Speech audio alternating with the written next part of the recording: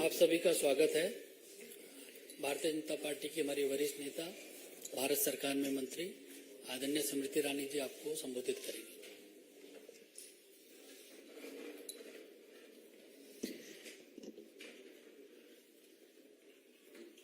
It seems the month of June inspires the Congress Party to delve into its draconian past and in the present, where they have instruments of state. Such instruments are used to stifle democratic voices from political organizations that ideologically stand against the Congress Party. Leaders of the Bharatiya Janata Party and Karyakartas are in receipt of information with regards to an FIR filed against a position taken by the Bharatiya Janata Party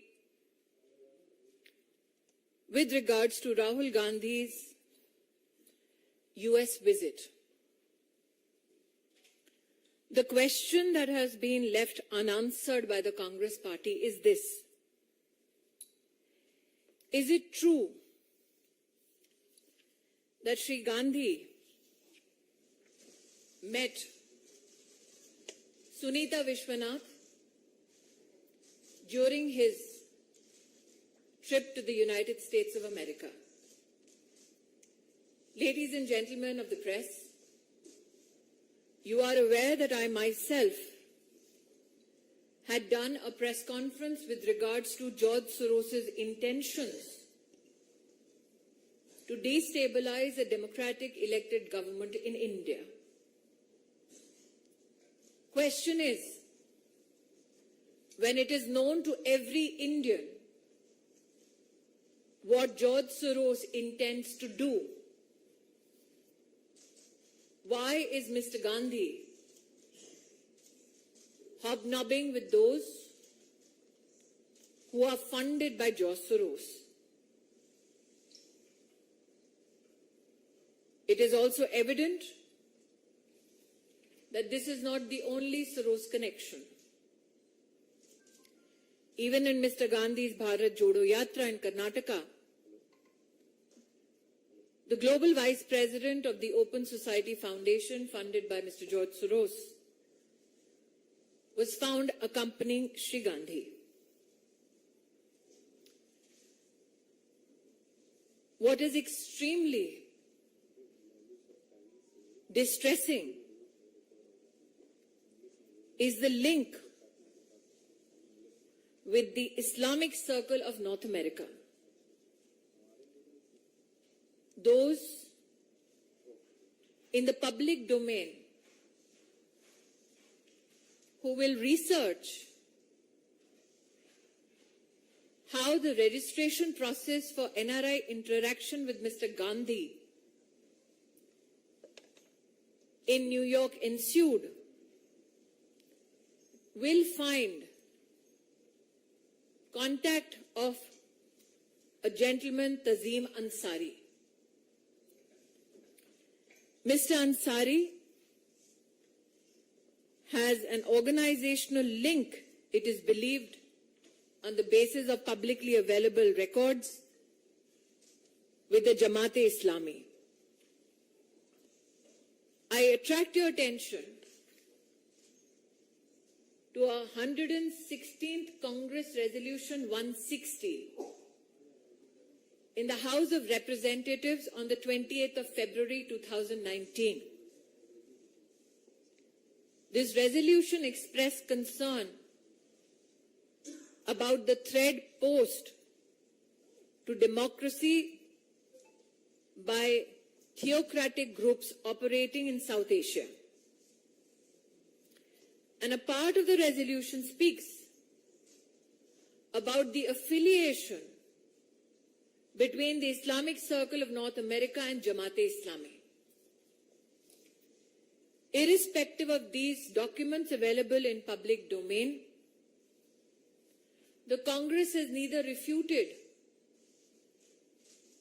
a meeting between Mr. Gandhi and an individual funded, financially supported by George Soros, nor has the Congress party rejected the role of a certain Mr. Tazim Ansari, who has links with an organization that a US resolution in the House of Representatives openly declares is affiliated to Jamaat-e-Islami. It is expected that the Congress party, given its draconian past,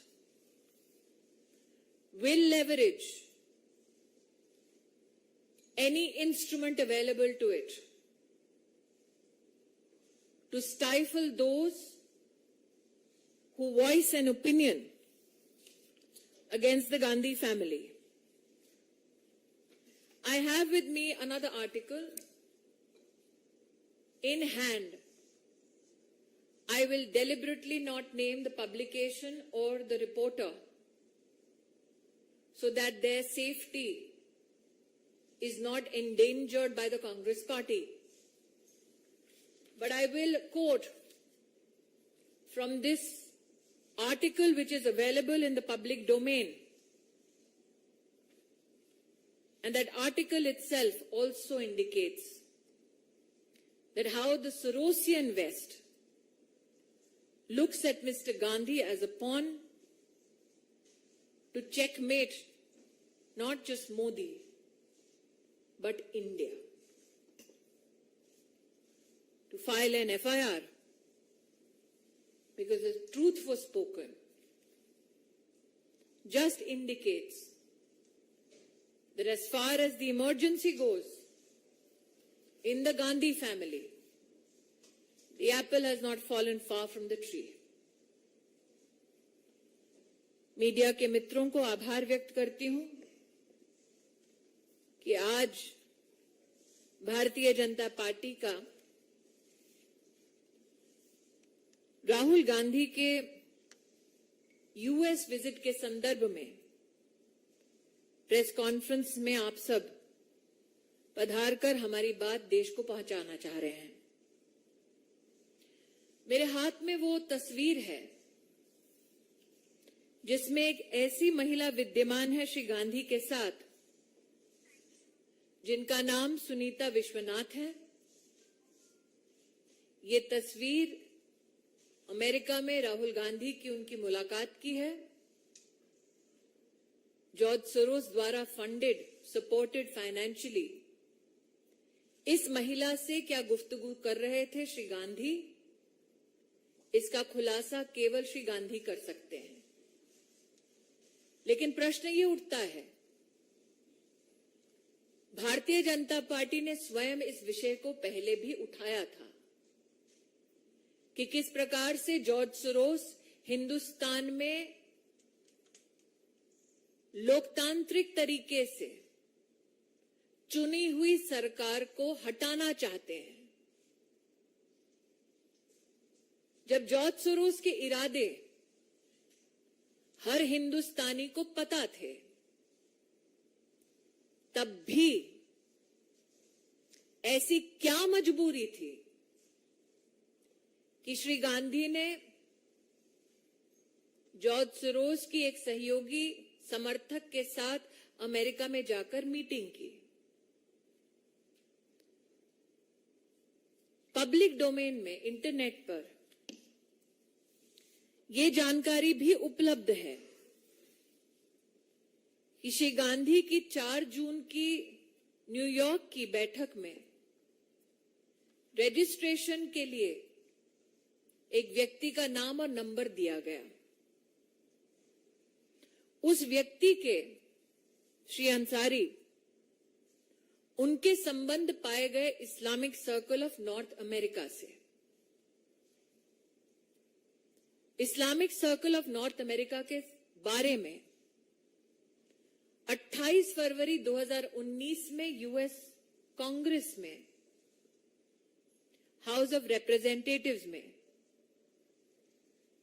एक resolution के बारे में कहा गया कि इसका संपर्क और संबंध जमाते इस्लामी के साथ है। ऐसा क्यों है कि पब्लिक डोमेन में जिनका संबंध और संपर्क जमाते इस्लामी के साथ है, उनका सहारा लेने की कांग्रेस पार्टी को नौबत आ पड़ी। जॉर्ज सोरोस का और उनके द्वारा फंडेड संगठनों का राहुल गांधी से ताल्लुक नया नहीं पुराना है। एक और प्रकाशन में यह स्पष्ट हुआ है, इंटरनेट पर भी ये फोटोग्राफ्स उपलब्ध हैं। सलील शेट्टी नाम के एक सज्जन ने, जो ग्लोबल उपाध्यक्ष हैं ओपन सोसाइटी के, जॉर्ज सोरोस के संस्थान है, उनके साथ राहुल गांधी ने भारत जोड़ो यात्रा की। तो जो जॉर्ज सोरोस डंके की चोट पे कह रहे हैं कि वो हिंदुस्तान की लोकतांत्रिक ढांचे का एक अभिन्न अंग, उसकी सरकार को गिराना चाहते हैं, ऐसे संगठन के साथ और उस संगठन से संबद्ध लोगों के साथ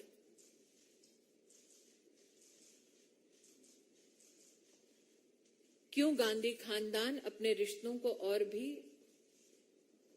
मजबूत कर रहा है? आप सबके ध्यान में आया होगा, भारतीय जनता पार्टी के कार्यकर्ता भी जानते हैं कि इस विषय को उठाने के लिए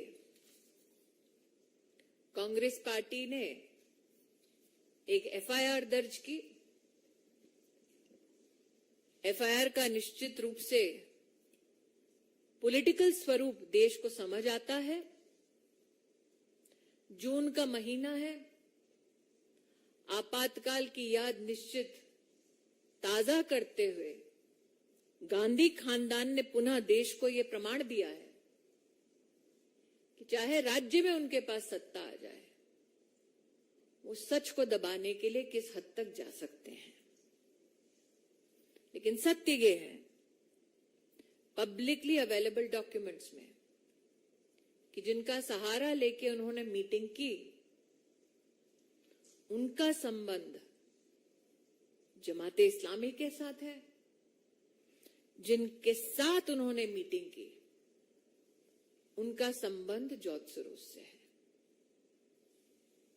राजनीति नहीं, राष्ट्रनीति की दृष्टि से अगर सोचे तो सवाल वाजिब है कि जो व्यक्ति कहता है कि आपके देश की सरकार को वो किसी भी कीमत पर कितने भी पैसे देकर उखाड़ फेंकेगा, जो विदेशी कहता है, उसके साथ ये रिश्ता क्या कहलाता है?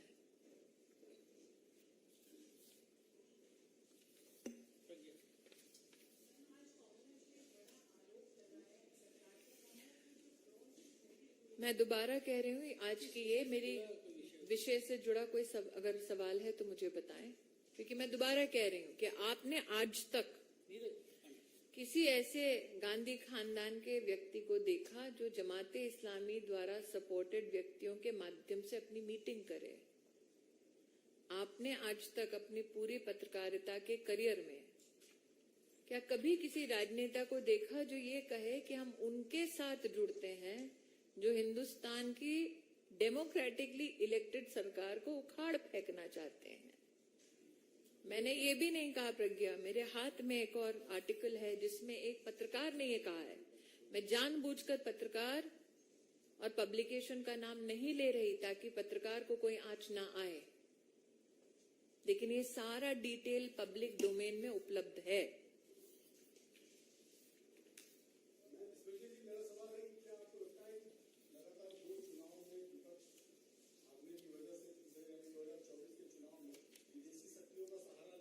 नीरज जी, चुनाव लड़ना, चुनाव हारना और जीतना लोकतांत्रिक प्रतिक्रिया का एक अभिन्न अंग है। लेकिन मेरे जीवन में, कम से कम राजनीति के 20 साल में, मैंने कभी नहीं देखा कि कोई सत्ता के लिए इतना मोहित हो कि वो उनसे हाथ मिलाए जिनका संबंध जमाते इस्लामी से है। सत्ता के लिए इतना मोहित हो, इतना आकर्षित हो कि उनसे मुलाकात करे जो आपकी देश की व्यवस्थाओं को उखाड़ फेंकने का ऐलान करते हैं धड़ल्ले से। कोई भी राष्ट्रभक्त, और ये मैं इसलिए नहीं कह रही हूं क्योंकि मैं भाजपाई हूं, किसी भी हिंदुस्तानी से पूछ लीजिए, हम घर में अपने झगड़े सुलझा सकते हैं। बाहरी ताकतों से मिलकर क्या देश को संदेश देना चाह रहे थे?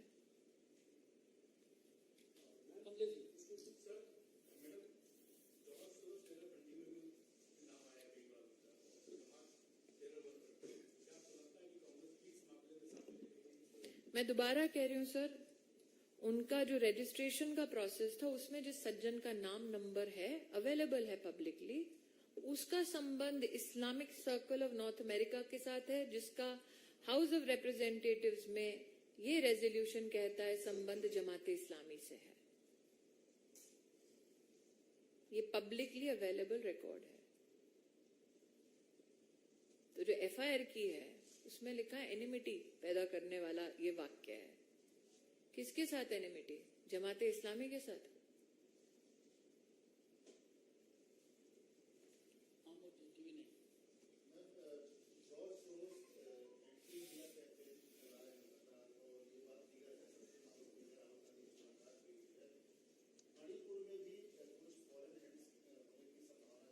क्योंकि एक डेवलपिंग सिचुएशन है आमोद जी, सिक्योरिटी से संबंधित, इसलिए इस पे एमएचए टिप्पणी दे, यही रिस्पॉन्सिबल पोजीशन होगी।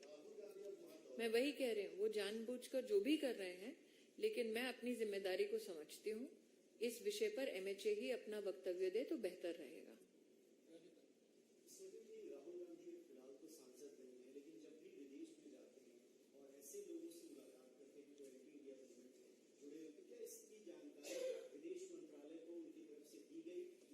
मैं विदेश मंत्रालय की ओर से भारतीय जनता पार्टी के केंद्रीय कार्यालय में कोई भी टिप्पणी नहीं करूंगी। ये विषय विदेश मंत्रालय से संबद्ध है, वही इसके ऊपर टिप्पणी कर सकते हैं। लेकिन मुझे लगता है इस विषय को थोड़ा विस्तार से देखने की भी जरूरत है। मेरी जो प्रेस कॉन्फ्रेंस हुई थी जॉर्ज सोरोस के संबंध में, जिसके बारे में कांग्रेस ने भी अपनी टिप्पणी की थी, उस प्रेस कॉन्फ्रेंस के बाद ये स्पष्ट था कि जॉर्ज सोरोस के हिंदुस्तान के खिलाफ क्या इरादे हैं। तब भी ये मुलाकात क्यों? कांग्रेस ने, मुझे याद है, उस दिन मेरी प्रेस स्टेटमेंट के बाद अपना रिएक्शन दिया था।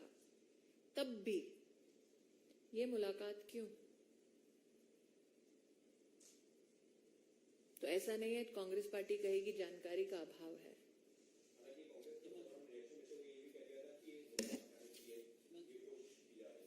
मिले वो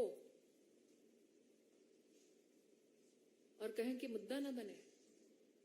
आप पत्रकार हैं कि आपके लिए स्वाभाविक प्रश्न नहीं है?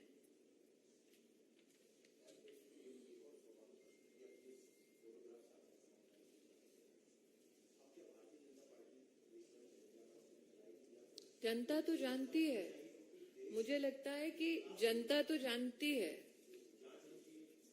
जनता तो जानती है। जॉर्ज सोरोस के बारे में जनता जानती है। क्या राहुल गांधी कहना चाहते हैं वो नहीं जानते?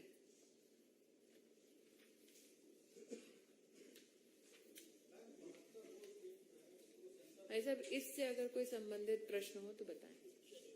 Thank you.